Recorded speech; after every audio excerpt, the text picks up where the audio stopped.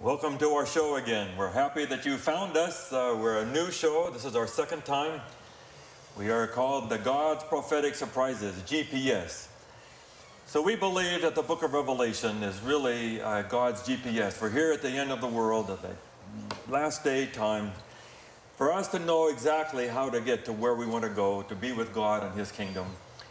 So we're glad you found us. If you weren't here the first time, we'll just quickly introduce the group, and we're just going to go through the book of Revelation verse by verse. So should we just do it again quickly? Okay. John Paulien, Loma Linda University. So the dean here, close by, School of Religion. Used to be a pastor of New York. I knew you originally as a pastor of New York. Yeah. And so you have a good, what, half your career has been pastoring and half? No, it's about 9 years in New York, and then I spent about a quarter of a century at Andrews University, where I was teaching in New Testament.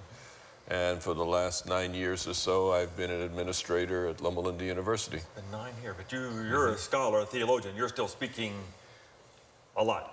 Well, when I retire, I'll definitely get back to a whole lot more of that. And we've signed you up for a Revelation seminar at our church this fall, so we're excited about that. Looking forward to that. We worked on that yesterday to plan. Sarah? I'm Sara-May Cologne, and I'm an associate pastor at Garden Grove SDA Church. Sarah's our youth pastor and just a sweetheart. We love her. Just had ordination a few weeks ago, and we're thrilled. Great, great pastor. And I'm Sigvi Tonstad, and I am at Loma Linda teaching in the School of Religion. And a book of Revelation in the works. And I am working on a commentary on the book of Revelation right now. So we're two scholars, two pastors, just going through the book, book by book. I'm just going to give you my own anecdote just to kind of get started today. I took college class in Revelation 40 years ago. And sat there, I was at Pacific Union College, and they would have their chart, you know, the seals, 7 trumpets, and then they would say, this little symbol here means, and I would look at the text and try to match up what they said it said, and I just couldn't see it most of the time. You know, and locusts coming out of the pit. Well, that was, you know, Muslims 1,500 years ago, or, I mean, and I just couldn't see it. I said, how do they know of all the events that have ever happened in the world that one unique event is the interpretation? How do we know, as we get into this book, that is filled with symbols and numbers and and there's, like we said last week, hundreds of books where they say, we have now understood it. We have, and here's a book. How are we going to do with this about the next few weeks as we go through this book? What assurance can we have that we're on the right track, that this really means this, and it is relevant to our world today? You've done this 35 years. How have you worked that through? Well, I think one way that I would answer that is to recognize, as many scholars have said, that Revelation is the capstone of the Bible. There's 65 books in the Bible, and all of them play a role somewhere in the book of Revelation. We'll notice many of those as we go by. And so you have the key right there, that as you are reading Revelation, be aware of the rest of the Bible. Now, many people say, well, how do I do that? Well, obviously, the more Bible you know, the more Revelation will mean to you. But one neat thing is, in a lot of Bibles, they have margins, and the margins have other texts, parallel texts around the Bible. And so even a person who's reading it for the first time can go and read those other texts and say, oh, look at that. That's interesting how it compares. So I think if you're not willing to do that kind of work, you might struggle to understand where Revelation is coming from, because the key is embedded right in the text. So that gives you a little more safety if you're rooting it in the rest of Scripture. Yeah. Not just reading a verse and then jumping to history or jumping to the newspaper and saying, I think it means this. And there's a good example of that in the latter part of the first verse of the book. When we get there, I can show how that works. Yeah. Anybody want to react more further to... Yeah, I just want to support John that he brings in controls. You know, you have to have some controls, and I think in the usual view that used to be current in Seventh-day Adventist interpretation, there was definitely a tendency to read the text and then to read the newspaper. And Right. your example there from stuff that happened, that people thought happened in the 19th century is an example of reading the text, reading the newspaper. This is what it means. Well, Revelation interacts with the Old Testament. Certainly that is a control, at least, and John's work on that has been very influential, not just in the Adventist community, but also in the wider scholarly Every community. generation has found themselves in the book, right? They see beasts and they see the terrible things that are happening in their world. There's the beast. But it's easy that way because, I mean, we all are visual people and we all want to understand something that's confusing. So any way that we can interpret it and make it make sense in our personal world is what we do. That's just what we do as humans. Yeah. And so I think each generation will fall into the same trap if we're not careful at setting these controls, because we're going to constantly perpetuate the cycle of like, oh, I understand this. This is for me right now, as opposed to the Was there a crossover. good side to that? I mean, did God want, this is why use symbols, so that the symbols could be applied in your own time? If he had given a particular name, okay, it's Nero, then it was useless for the next 2,000 years. But because it's a symbol, people could apply it.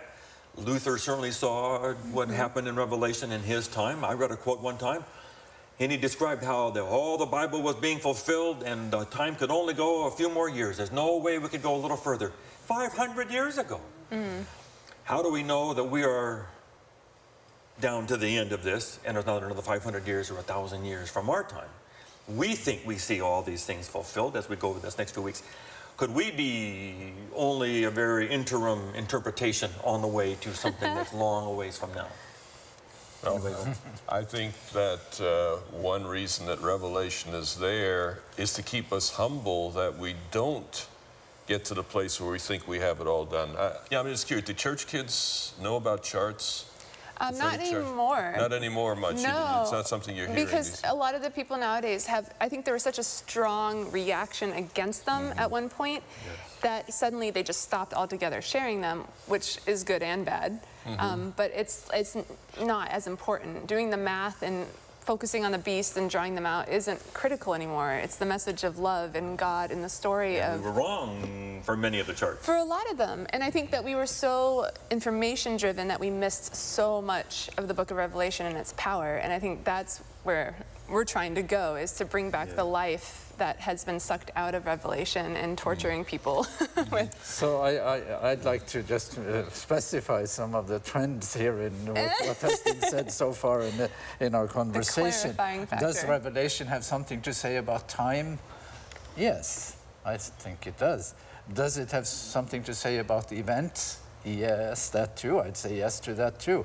Now, everything needs to be nuanced.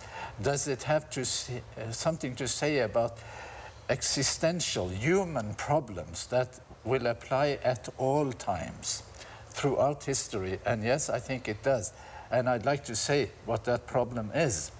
The problem is the discrepancy between what is expected and what actually is.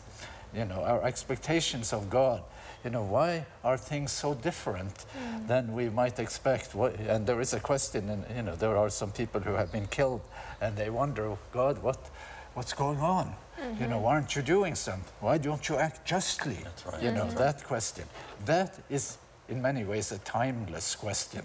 And so Revelation, does it address that question? I think that is really, really where it serves our time, serves us, serves your time, and my time before and time, that have gone by. There is only one other book in the Bible that can compete with Revelation when it comes to doing that kind of work, and that's the book of Job in the Old Testament.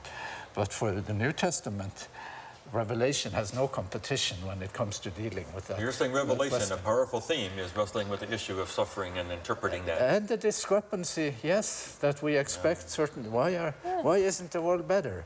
And you'll see, volumes of books written on that topic, and Revelation wants to have a seat at that table.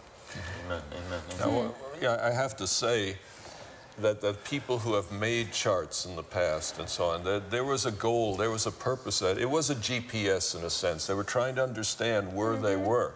That's not wrong in and of itself. The challenge with charts is sometimes you overthink it, you get maybe too detailed. Yep. And then when it actually comes, you know, I find it interesting that the people who made the charts back in the first century were people who generally rejected Jesus as Messiah. Because he didn't fit the chart. Yes, Right. yes, You see, yes. they had taken the text and clarified it to the degree that it no longer fit the reality that God had intended. So the danger of charts is we can get stuck with the chart and lose connection with the text at some point. So what I want to say is, in this program, we don't in any way want to disrespect some of the efforts of the past, like chart making and so on, because it helped many people to get a handle on what was going on in the book. But I think, as Sigvi has pointed out, and as Sara has pointed out, there's much, much more there. And if we simply repeat what we said before, we may miss the message that's most powerful for today. Very good. I've had lots of church members call me up and say, come over, I got this figured out. And I go over to the house and here's taped together sheets of paper. And they've got the Jubilee cycles figured out, or they have something else calculated. And I asked them, I said, here's Jesus says, no one knows the day or the hour. That's clearly his intent, that for us not to know. But we say to him, I'm going to find out anyway. I don't care if you don't want me to know. I'm going to find it out. And so they get their chart and they line up the events and they extrapolate and trajectory. That's when Jesus is going to come. Especially Y2K. You know, people thought, we have it figured out. 6,000 years, 6 days, that days is 1,000 years, 7th year millennium, Christ is coming. Okay, we don't know the day, the hour, but we can know the season. And so now, instead of being a friend of God, just because you love him, you're trying to find out the exact date so that you can sneak in the last minute and be ready just in time.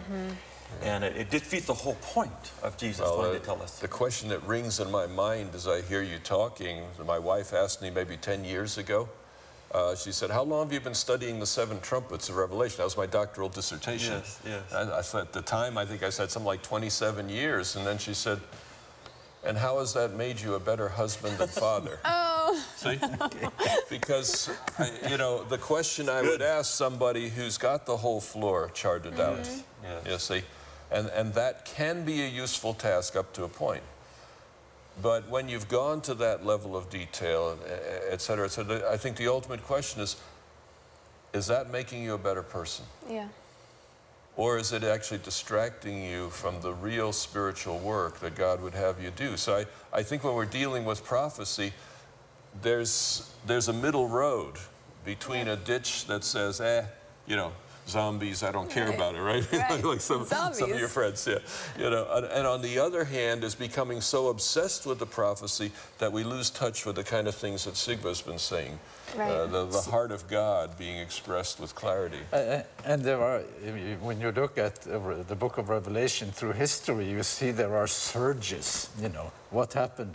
Well, the first millennium, toward the end of the first millennium, huge surge of interest in the book of Revelation.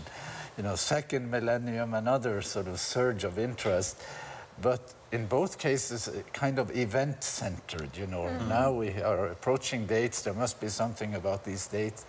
So we are not disparaging that kind of study. God used it sometimes to really get people focused. We're not disparaging that, but it is not doing justice to the book of Revelation. It has a big errand. Who is the most important person in Revelation? It's God. And Revelation of Jesus Christ. Exactly. So you know, we need to reposition and sort of proportion things And I think out. that's where the experiential part should come in, is it's like Revelation is an experience, and you go through it, and it's this beautiful story and song and poetry, and we miss that because we put so much information and use like every word against it almost and try to like prove it, where, I mean, if I was the one writing, I probably wouldn't be looking at all the different ways it could be interpreted. I was trying to present my main thought, and that's Jesus, you know. And If he wanted to make a chart, he could have made a chart. Right, He chose exactly. to use mystical writings to do that. And it's to create an experience, I feel. Amen. Yes, and I agree with that, and I'll say that history has been quite cruel to many of these events.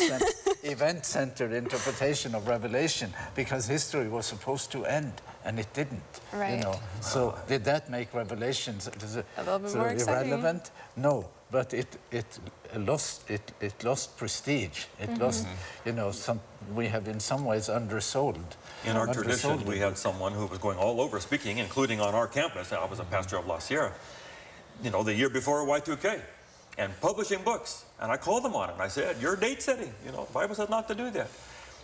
And he said, "I am the most popular speaker in the church right now." Okay. But now 2016, Yeah. no books are being sold. All his dates were wrong. It didn't happen. So that's a danger with that. But it segued to the verse. Let's get back to the text now. Revelation 1. And he says, in verse 1, he says, God gave him this revelation to show his servants the events that must soon take place. So we can't go very long with this. We want to go further into the text. But how do you handle this word soon? We are 2016. What does soon mean? I want the division of labor here. John will do soon, he will do, and I will do must. Okay. So let's go quickly. It's a huge subject, but try to say something encapsulated. Well, I will do both. Oh, got competition. This language, if you go to the Greek text, this language, what must, as Sigvi said, what must happen soon, that turn of phrase is found only one other place in the Bible. And it's in Daniel chapter 2. And it's in reference to the dream that King Nebuchadnezzar had in Daniel chapter 2. And perhaps at some point we may want to even look at Daniel, but you have a giant statue there with a series of medals. And Nebuchadnezzar is told, these are the things that will happen in the last days. Here it uses that same turn of phrase, but it says what must happen soon. In other words, for the writer of the book of Revelation, or for the Jesus that he is describing here, the last days in a real sense had already come. That when the book of Revelation was written, there was a sense of the impending future coming right into the now. They didn't expect 2,000 years. They did not expect 2,000 years, and I suspect that God wanted it that way. Because the reality is, if Jesus doesn't come in my lifetime, my death precedes his coming. And I don't know whether that's going to be tomorrow. I really don't know. And if I'm waiting, say, well, Jesus is going to come in 2020, say. If I'm waiting for that, I may be too late in getting ready. The message of the Bible is always, today, if you hear his voice, don't harden your heart. So any kind of preaching that dates Jesus coming actually encourages people to put off. My mom came up with the idea that Jesus would come in 1964. Where'd she get that? Well, she had a date in the past that was significant for her church, 1844. She says, as in the days of Noah, so shall it be at the end. Well, Noah preached 120 years, so 1964. Made perfect sense. I can remember my teacher saying that in grade school. Made perfect sense. But as a 9-year-old, I saw that 5 years away, and I said, well, I can start getting ready in 1962. Exactly. Well, and I think that's the struggle that a lot of people have in all age groups, not just mine, but is this even relevant now? Because it keeps saying soon. Okay, soon is whatever. But is there anything that we can take and apply now? And is this a relevant book now? Or is it something that matters when I'm an adult and I have a family and I'm retiring and I'm, you know, like all these things? Because my natural thing is, oh, if I don't need, I'm a procrastinator. If I don't need to do it now, why worry about it, you know? And well, a student went to a rabbi once and said to them, oh, no. This is not a joke. This is not a joke. Okay. Student went to a rabbi and said, when should I prepare, you know, to meet God? And the rabbi says, do it, it's very important that you do it the day before you die. And the student said, when am I going to die? And the rabbi said, no one knows, therefore the scriptures say, today, if you hear his voice, harden not your hearts. I think the book of Revelation is more concerned with the impact it has on you today than on the information it may tell you about 5 years from now or 100 years from now. See? Yeah. And while that future information may well guide us in some very important ways, and we'll explore some of those along the way in this program, I think, but if we ever get away from the impact that the text is going to have on us right now, I think we've missed God's intent here. Absolutely. Absolutely. Well, I was supposed to say something about the word must. Promise. So yes, there is a connection to Daniel here. There is a deepening and a refinement of the perspective of from Daniel in Revelation. The cosmic framework is more explicit, more developed in the book of Revelation than it is in the book of Daniel. And the word must is a very big word. Something must happen. Now, not in a deterministic sense, that everything is predetermined, but something has to play itself out. And it's very difficult stuff, because the other word that goes along with must in Revelation is God's permission. He permitted it to happen. He permitted it to happen. What he permitted to happen is something that in some sense must happen. Now, when you come to Revelation 20, and that's where I think most interpretations of Revelation, they really fall off the wagon. They have nothing much to offer. Satan is arrested, he is confined, and then Revelation says that after the 1,000 years, Satan must be released. You know, the notion of necessity for such events that would seem to be totally, you know, we cannot, you know, politically, theologically, not really good. But from God's point of view, it must happen. Right, and it's the next phase of life, right? Like, you have to do certain things in order to get to the next phase. And there is a revelation as expose, you know, as something that sort of uncovers, makes things clear, brings things out in the open. Something must happen, and what happens, you know, in Revelation 20 with the confinement and release of Satan is in that category. Well, there's another echo here. While the whole phrase goes back to Daniel 2, this must part is a special Greek word that echoes Jesus in his ministry.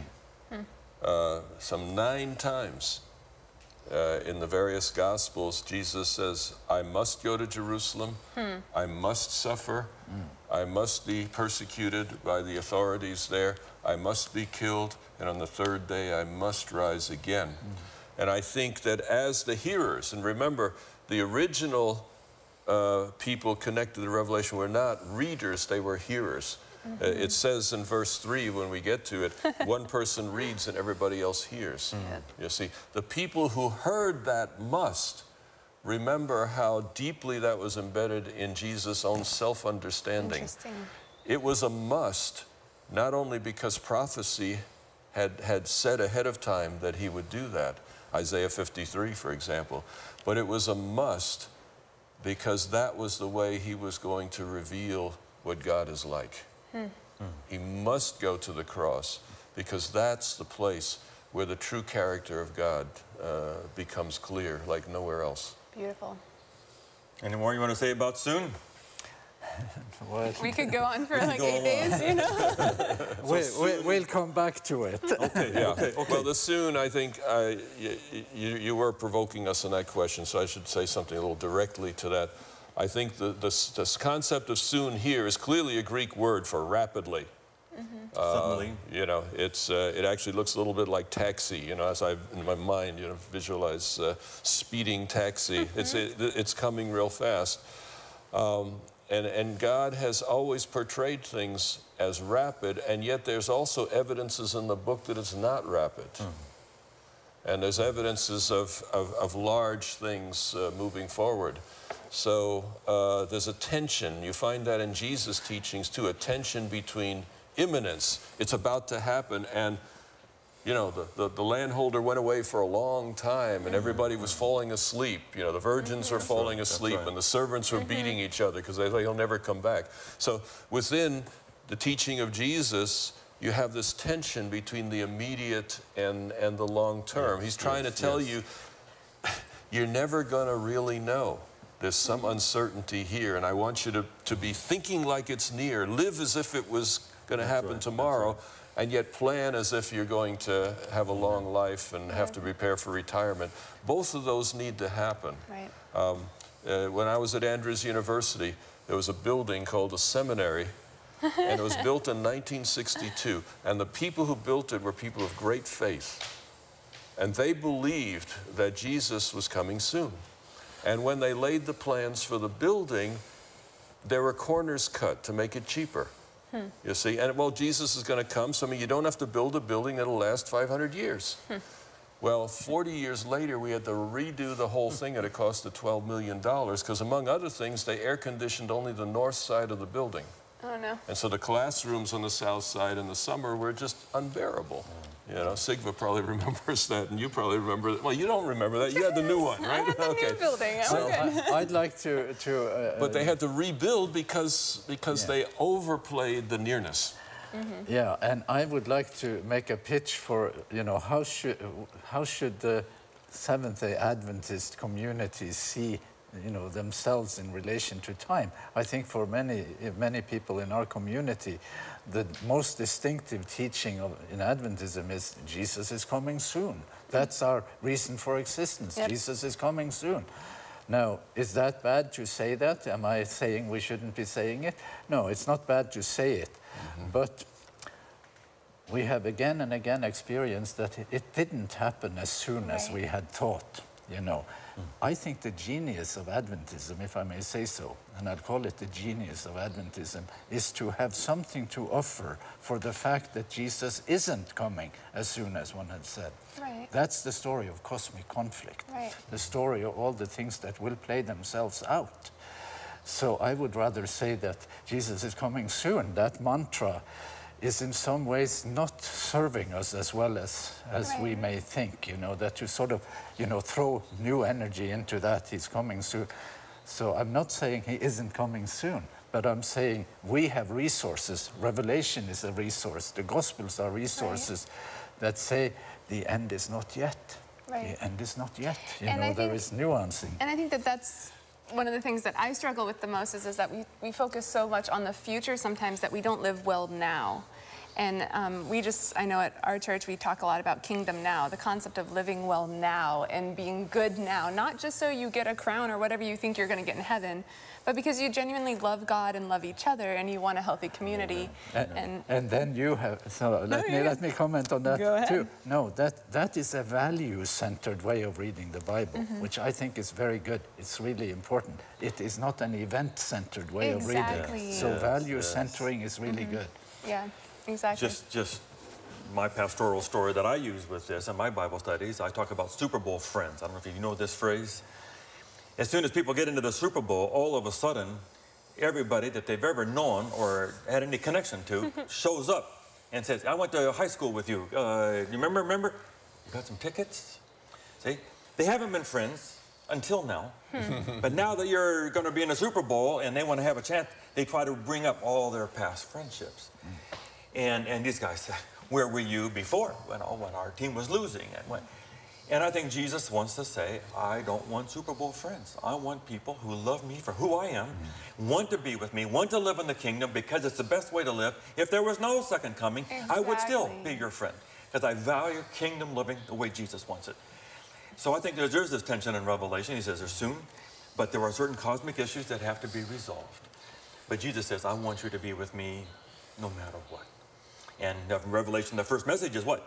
Have you lost your first love? I want you back in our first love relationship with me. Anyway, we're going to do it again. Come next week.